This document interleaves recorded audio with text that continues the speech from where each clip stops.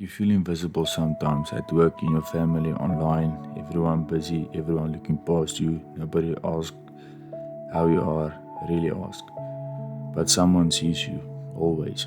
His name is God. In Genesis 16, there was a woman named Hagar. She was a servant, she had a hard life, then she made a mistake, or maybe life was unfair to her. Both things can be true. People sent her away, she ran into the desert alone, pregnant and scared. She found a well, she sat down, she thought nobody knew where she was. But God knew. An angel came. The angel spoke to her, gave her a promise about her son, told her to go back, but with hope. And Hagar spoke these words, "You are the God who sees me." She called him El Roi, the God who sees, not the God who watches from afar. The God who sees me, personal, close and now. God does not see like people see. People see your clothes, your car, your job, your title, your mistakes. God sees your heart. He sees when you cry in your car. He sees when you help people and nobody thanks you. He sees when you want to give up, but you keep going.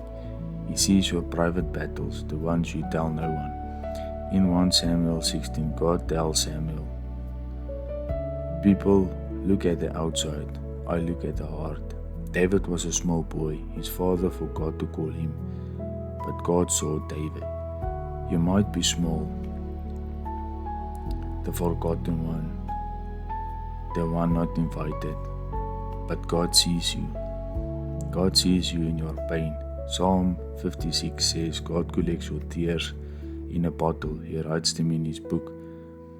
This means your pain matters to him. Every tear, every night, you cannot sleep. He does not say stop crying. He says, I see why you are crying. God sees you in your waiting. Maybe you pray, nothing changes. You ask God for something and then silence. But silence is not absence. While you wait, God is working, preparing, arranging things you cannot see. Hagar had to wait for her son to grow. But God gave her a promise to hold. What promise can you hold today? God sees your future. He sees who you are becoming, not only who you are now. Hagar's son became a nation. She did not know this at the well, but God knew. Your future is bigger than your past. God sees it.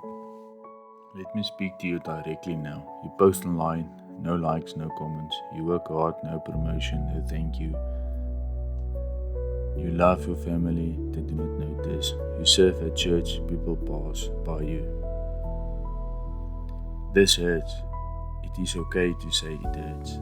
But the truth is, God sees every small thing you do. Matthew 6 says, your Father sees what you do in secret. He will reward you. Not maybe, not later if you are lucky. He will reward you. Your invisible work is visible to heaven. So what should you do with this? 3 simple things. Stop hiding. Hagar ran, but she met God at the well. Then she went back. You cannot stay in the desert. Speak to God, then take your next step. Speak to God honestly. Hagar did not use fancy words. She was real, angry, hurt, confused. God can handle your real words. Tell him, I feel invisible, I feel alone. He already knows. He wants you to say it. Look for where God sees others. Maybe you feel invisible, but someone near you feels the same. See them like God saw you. Text that person, visit that neighbor, help that stranger. When you become the one who sees, you remember you are seen. I want to tell you one more story. In the New Testament, there is a woman. She had a problem with blood for 12 years. She was unclean. People avoided her. She spent all her money. No doctor helped her. She was invisible for 12 years. Then she saw Jesus. She thought, if I only touch his clothes, I will pushed through the crowd. She touched him. Jesus stopped. He asked, "Who touched me?" The disciples said, "Everyone is touching you. The crowd is pressing." But Jesus said, "Someone touched me with faith. Power left me." The woman came forward, trembling. She told her whole story, and Jesus said, "Daughter, your faith has healed you. Go in peace." He called her daughter, not stranger, not problem daughter. She was invisible for 12 years, but Jesus saw her.